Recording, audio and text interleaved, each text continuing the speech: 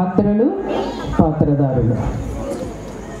యోబు ఋషి, సాతాను, నిస్సి, దేవుడు, షాలింరాజ్, దోతలు, హని, ఆశ్రిత, కార్తిక, సంజీవరాణి, కార్తీక్, అననీయ, హర్ష, సుకుమార్, అగస్టిన్.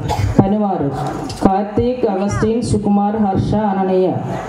స్నేహితులు అగస్టిన్, సుకుమార్, హర్ష.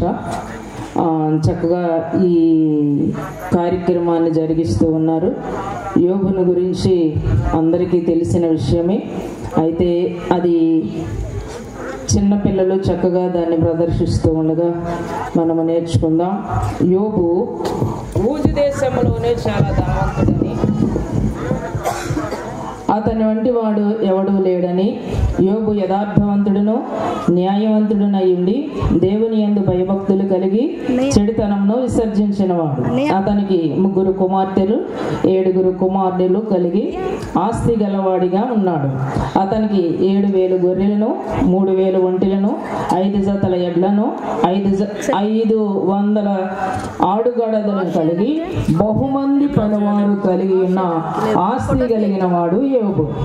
ఈ యోబు తన దినచర్యను జరిగిస్తూ ఉన్నాడు. యోబు దినచర్య దేనితో ప్రారంభమవుతుందో ఈరోజు మనం నేర్చుకుందాం. ఆ దినచర్యను ప్రారంభిస్తూ ప్రభు ఎడల అతను చూపినటువంటి భక్తిని, ప్రభు ఎడల తన కుమారులకు నేర్పిన భక్తిని ఈరోజు మనము చూద్దాం. దేవునికి స్తోత్రం. యోబు భక్తుడు వస్తూ తన దినచర్యను మనకు తెలియజేస్తారు.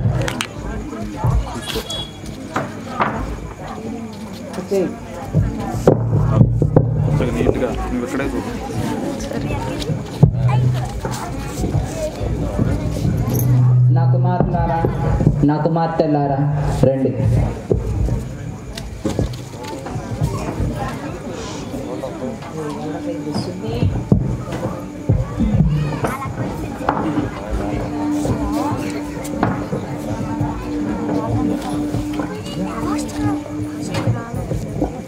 స్తోత్రం. పరిశుద్ధుడైన దేవా, నీ నామమునకు లెక్కలేని స్తుతి స్తోత్రాలు చెల్లించుకుంటున్నాం ప్రభువా.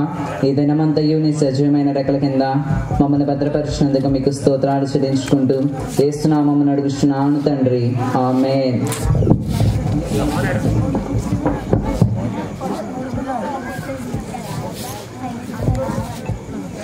ప్రార్థించి రాత్రి నిద్రిస్తున్నారు. ఉదయకాలమున లేచి అరుణోదయమున లేచి తన బిడ్డల కొరకు యోబు ప్రార్థన చేస్తారు.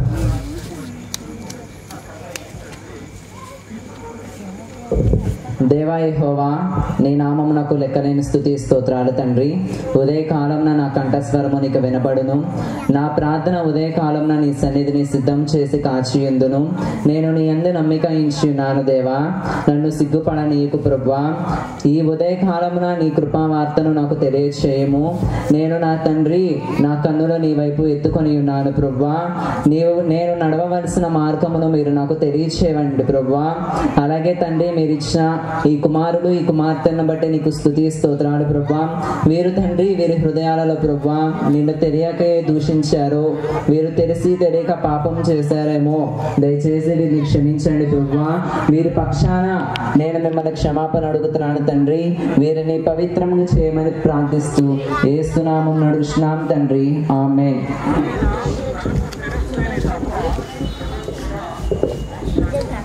దేవా, నీవిచ్చిన ఈ బిడ్డను దీవించి తండ్రి. దేవా, నీవిచ్చిన ఈ బిడ్డను దీవించి ప్రభువా. దేవా, నీవిచ్చిన ఈ బిడ్డను దీవించి తండ్రి. దేవా, నీవిచ్చిన ఈ కుమారుని దీవించి ప్రభువా. దేవా, నీవిచ్చిన ఈ కుమారుని దీవించి తండ్రి. దేవా, ఈ బిడ్డను దీవించయ్యా. దేవా, ఈ బిడ్డను దీవించయ్యా. దేవా, నా కుమార్తెను దీవించయ్యా. దేవా, నా కుమారుని దీవించి తండ్రి.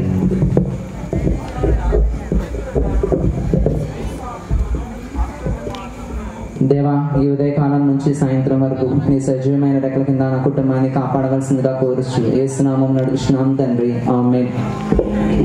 నాన్న లెగండి, అమ్మ లెగండి అమ్మ.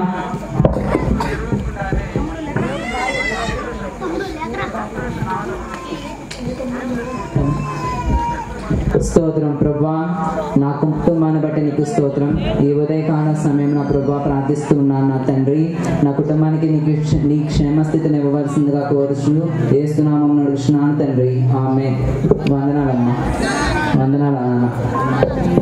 ప్రయాణాల్లో జాగ్రత్త అమ్మా, పనిపాట్లలో జాగ్రత్త అమ్మా. తండ్రి గారు, ఈ రోజు మేము అన్నల ఇంట భోజనం చేయడానికి వెళ్తున్నాము. అవునా, జాగ్రత్త అమ్మా. నాన్న, అక్క చెల్లెళ్ళు మీ ఇంటికి భోజనం చేయడానికి వస్తున్నారు, జాగ్రత్తగా చూసుకోండి అమ్మా. అలాగే నాన్నగారు.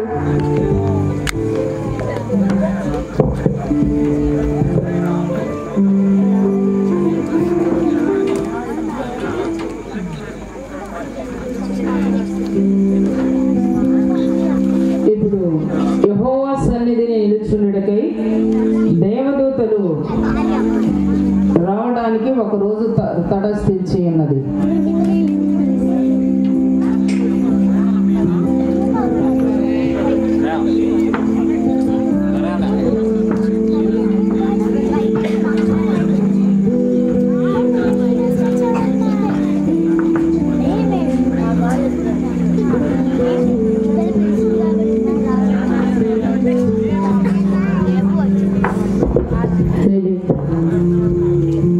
దేవదూతలతో కలిసి అపవాది కూడా దేవుని సన్నిధిని ఏమి జరుగుతుందో చూడాలని వాడు కూడా వెళ్తాడు.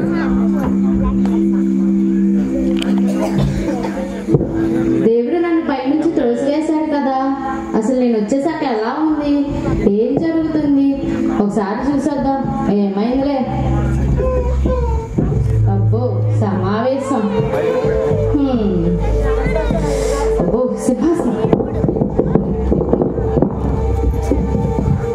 యేసు ప్రభు తన సింహాసనానికి ఆసీనులవుతాడు.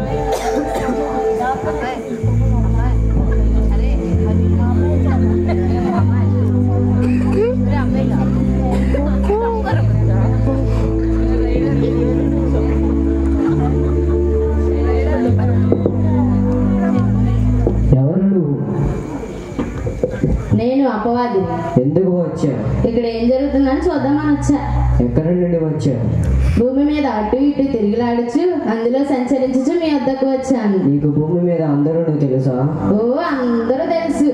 అయితే నా సేవకుడైన యోబు సంగతి ఆలోచించిదివా? ఆలోచించా. అతడు యథార్థవంతుడు, న్యాయవంతుడు, నా యందు భయభక్తి కలిగి చెడుతనమును విసర్జించిన వాడు. అతని వంటి వాడు భూమి మీద ఎవడనూ లేడు. అతడు ఊరకే నీ యందు భయభక్తులు కలిగి ఉన్నాడా? నీవు అతనికి, అతని ఇంటి వారికి, అతనికి కలిగిన సమస్తమునకు చుంటి కంచి వేశావు కదా, అందుకే అలా జీవిస్తున్నాడు. ఒకసారి నీ చేయి చాపి నువ్వు అతని మొత్తని ఎడగా అతడు నిన్ను దూషించి నిన్ను విడిచిపోవు. సరే, అతడు నీ వశమున ఉన్నాడు, అతనికి మాత్రం ఏ హాని చేయవద్దు. సరే, నిన్ను దూషిస్తాడు, చూసుకో. మరి ఇన్ని కుటుంబాలను చూడలేదు నేను, ఇదొక లెక్క, చూస్తా.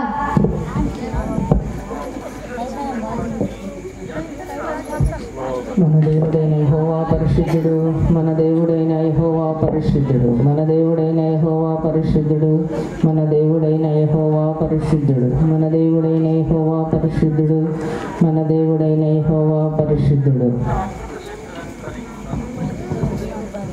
అపవాది దేవుని సన్నిధి నుండి బయలుదేరి యోబునకు కలిగిన ఆస్తిని నష్టపరచడానికై వాడు బయలుదేరి ప్రయత్నం చేస్తున్నాడు.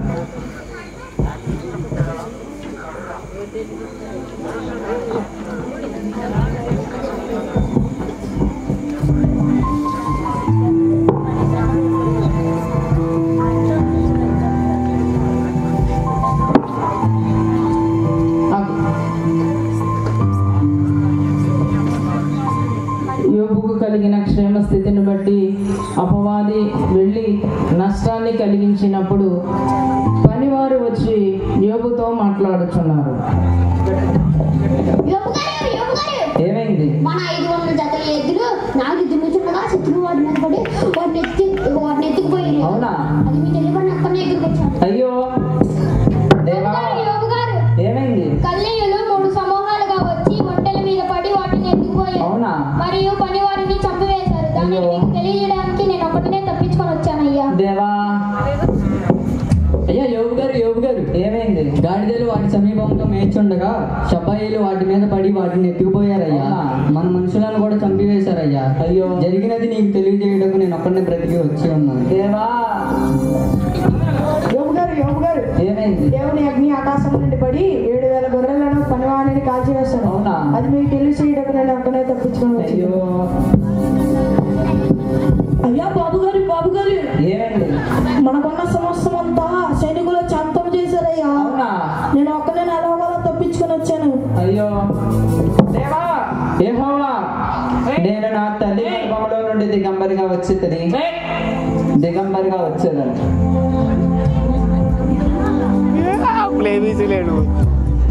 యెహోవా ఇచ్చెను, యెహోవా తీసుకొనెను, ఆయన నామమునకు స్తుతి కలుగును గాక.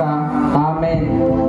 ఈ సంగతులలో యోబు నోట దేవుడు నాకు కష్టము కలుగజేసినని గాని ఏ మాటలలో కూడా ఆయన పాపము చేయలేదు.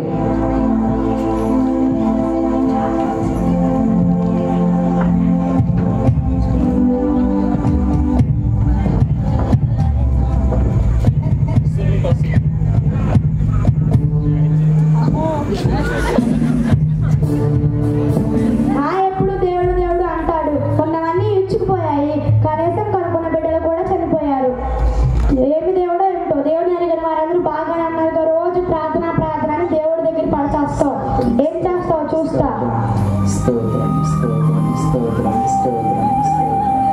అయినను దేవునిని దూషించలేదు.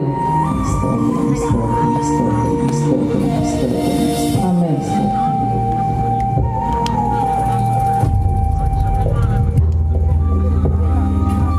యెహోవా సన్నిధి నిలుచుండుటకై దేవదూతలు మరి ఒక దినము తటస్థించి ఉన్నది.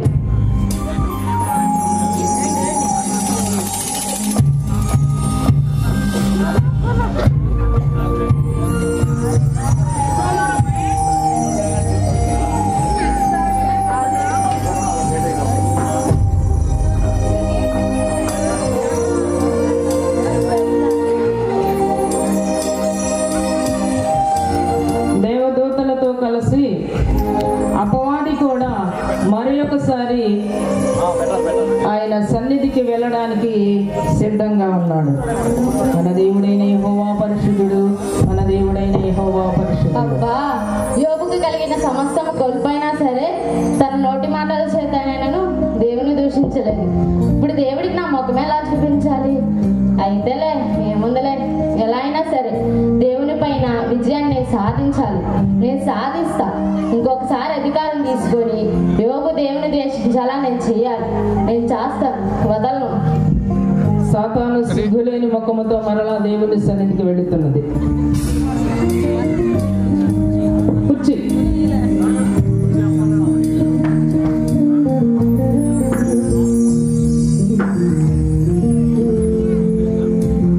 యేసు ప్రభు సింహాసనం మీద ఆసీనులవుతున్నారు.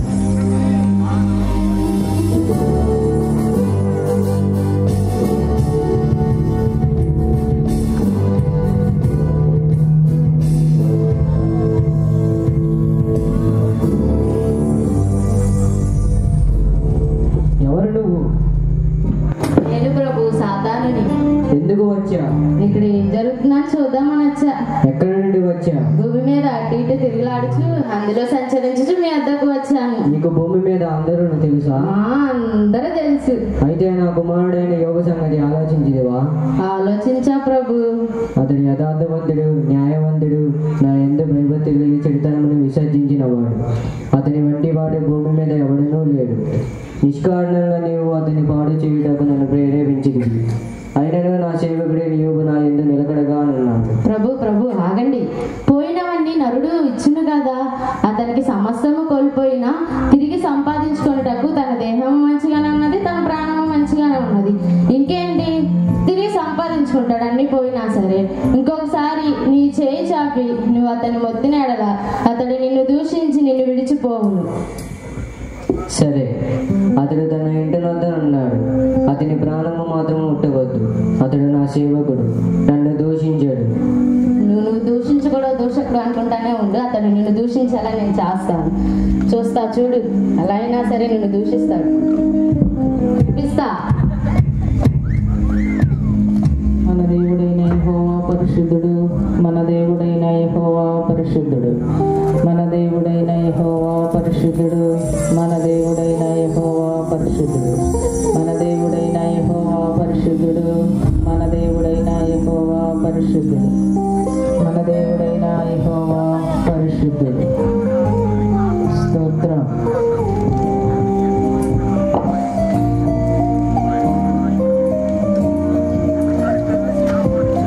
అపవాది యెహోవా సన్నిధి నుండి బయలు వెళ్ళి యోబును నిష్కారణముగా పాడు చేయడానికి దేవుని ప్రేరేపించి యోబును నష్టపరచడానికి వాడు బయలుదేరాడు. భూమి మీద యోబును కనుగొనుచు ఆ యోబు యొక్క అరికాలు మొదలుకొని నడినెత్తి వరకు బాధగల కురుపులతో రసిగారుతూ చాలా ఇబ్బంది పెట్టుచుండెను. అయినను యోబు దేవునిని మాత్రమే స్మరణ చేస్తున్నాడు, కానీ మరి యొక్క ధ్యాస యోబునకు లేదు. యోబు పచ్చి పుండ్లతో గాయాలతో అపవాది మొత్తి ఉన్నాడు.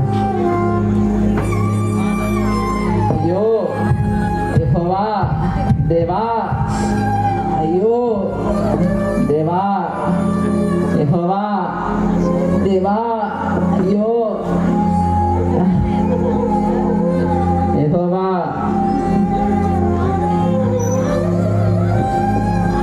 స్తోత్రం దేవా యెహోవా. అయ్యా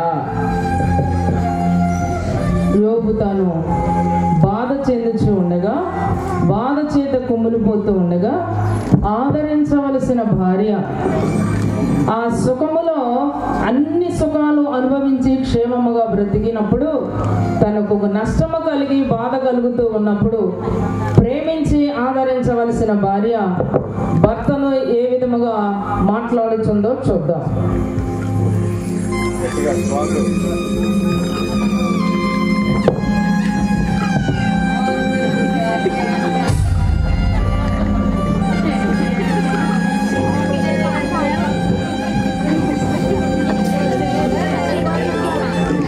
దేవానికి స్తోత్రం. ఆపయ్యా, ఏం మనిషివయ్యా నువ్వు? ఇంకా నువ్వు యథార్థతను వదలకుందువా? ఏం చేశాడు దేవుడు నీకు? అన్ని ఇచ్చి అన్ని తీసుకున్నాడు. సంపాదించిన ఆస్తి మొత్తం పోయింది. ఏంటి నీ భక్తి? అలా అనకూడదు. అవి అన్నీ దేవుడిచ్చినవే, మనవి కాదు. సరే అన్ని పోయాయి, కనీసం ఆరోగ్యమైన ఇచ్చాడా? అది పోయింది. నీ దగ్గర కంపు కొడుతుంది. నీ శరీరంలో పుండ్లు దుర్వాసన వస్తున్నాయి. నేను నిన్ను భరించలేను. ఏమీ లేని నీవు నాకెందుకు?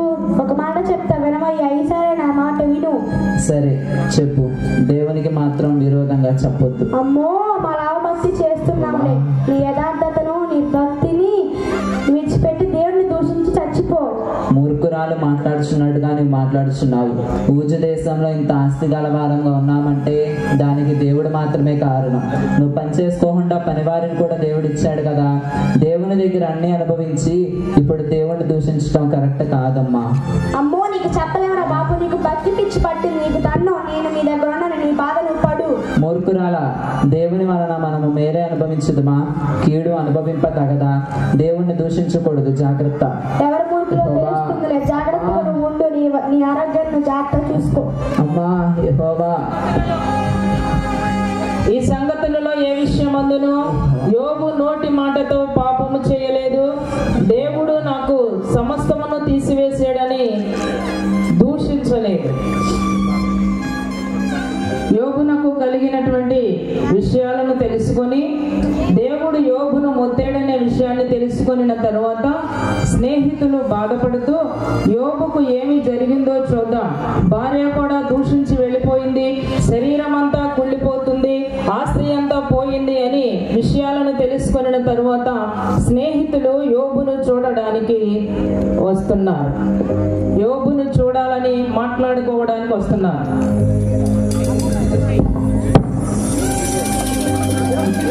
దేవా యెహోవా.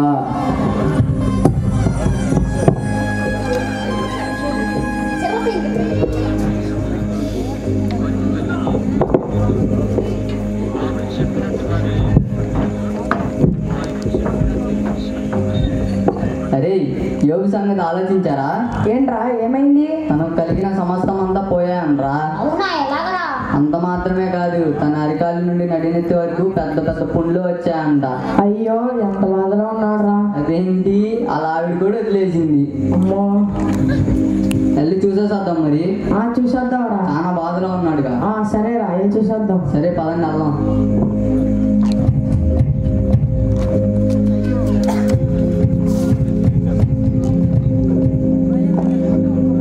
యెహోవా దేవా స్తోత్రమయ్యా. యెహోవా యెహోవా దేవా స్తోత్రమయ్యా. యెహోవా భరించలేకపోతున్నానయ్యా. స్తోత్రం స్తోత్రం స్తోత్రం స్తోత్రం. పనివారు యోబును చూడడానికి గాను వస్తూ అతన్ని గుర్తుపట్టడానికి గుర్తింపలేని విధంగా ఉన్నప్పుడు వారు చూస్తూ వారి వైపు కన్నులెత్తి చూస్తూ ఉన్నారు. అరే యోగేనా? అరే ఏంట్రా అలా అయిపోయాడు? ఎందుకు రాడా తగ్గుకుంటున్నాడు మన యోగేనా? స్నేహితులు గుర్తించలేని రీతిలో యోబు మారిపోయాడు. ఆ యోబుతో మాట్లాడడానికి వచ్చినటువంటి స్నేహితులు యోబును గుర్తుపట్టలేక యోబుతో మాట్లాడడానికి ధైర్యము చాలక నేల మీద కూర్చుండి కొన్ని దినములు యోబుతో కూడా దుఃఖించుచు ప్రలాపించుచు ఎంత లేని బాధతో ప్రభువుకు ప్రార్థన చేస్తూ ఉన్నారు. అయ్యో యోగు ఏంటి? ఎందుకయ్యా నీకు ఎంత శ్రమ? నువ్వేం పాపం చేసావు? చూడుకోకున్నావు అయ్యా యోగు. యోగు నేను చూడలేకపోతున్నావయ్యా నువ్వు. అయ్యా యోగు ఏంటి యోగు ఈ పరిస్థితికి వచ్చావు? ఎలా ఉండాల్సిన ఎలా అయ్యావయ్యా యోగు? యా యోగు గారు ఎందుకైనా ఇంత శ్రమ? 7 దినములు నేలన కూర్చుండి యోబుతో కూడా దుఃఖించి ఆయనతో మాట్లాడ ధైర్యము లేక తిరిగి వారు వారి స్థలానికి వెళ్ళిపోయారు.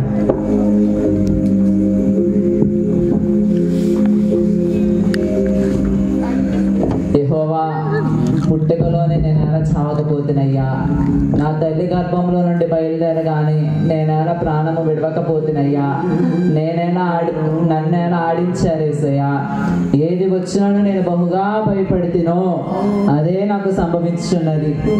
నాకు నెమ్మది లేదు, సుఖం లేదు, నా జీవితానికి సంతోషం లేదు, ఆనందం లేదు. నాకు శ్రమయే సంభవించుచున్నదయ్యా. యెహోవా సహాయం చేయ్యా. యోబు తన బాధలో బాధపడుతూ ఉండగా స్నేహితులు తన భక్తిని కించపరుస్తూ మాట్లాడుచున్నారు.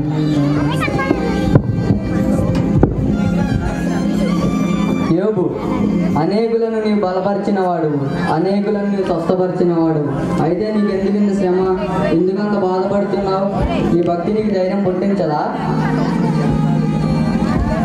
నా దుఃఖము చక్కగా తూచబడును గాక. దాన్ని సరిచూచుడికై వచ్చిన ఆపద త్రాసులో పెట్టబడును గాక. దేవుడు తన ఇష్టానుసారంగా నన్ను నలుపును గాక. ఆయన తన చెయ్యి చాడించి నన్ను నిర్మూలం చేయును గాక. చేయి జాపుతావులేరా బాబు.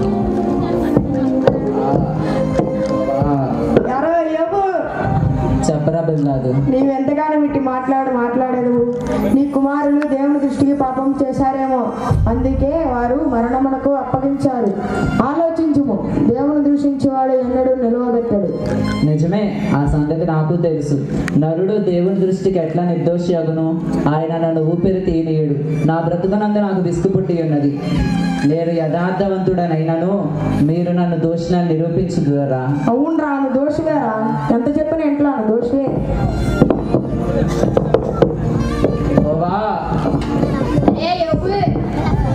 చెప్పరా జోహారు. పనికి మాలిన వారు ఎవరు? ఆయనకు ఎరుగని కదా. నీవు ఎక్కడ పాపం చేశావో ఆయనకు తెలుసు కదా. పాపం నీలో ఉంటే దాన్ని విడిచిపెట్టు, అప్పుడు నీవు నిర్దోషించదవు. నిజంగా లోకంలో మీరే జనుడు.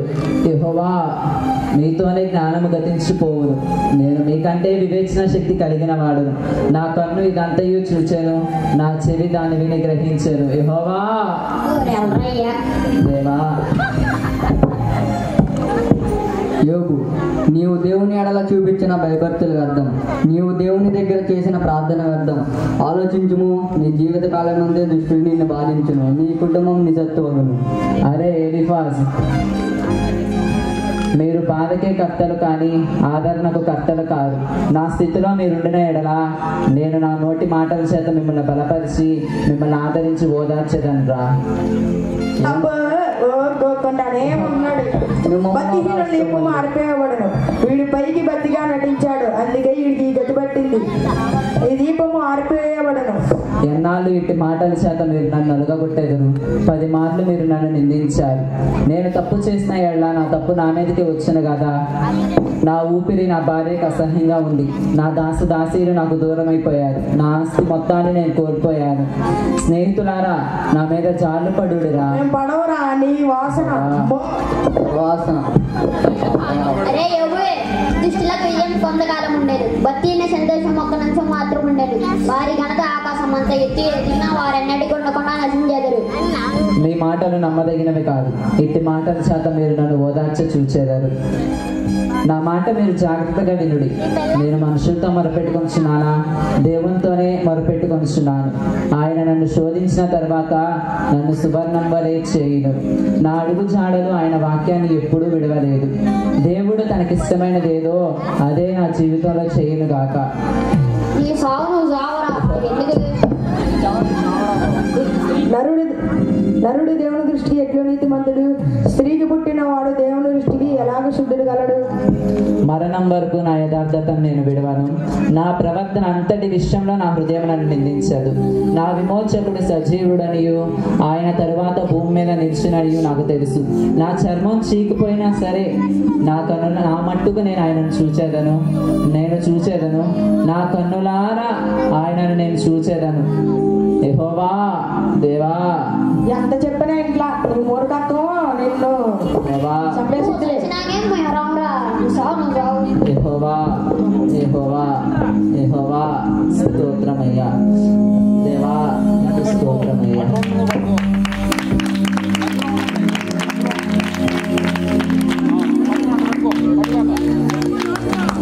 To be continued tomorrow.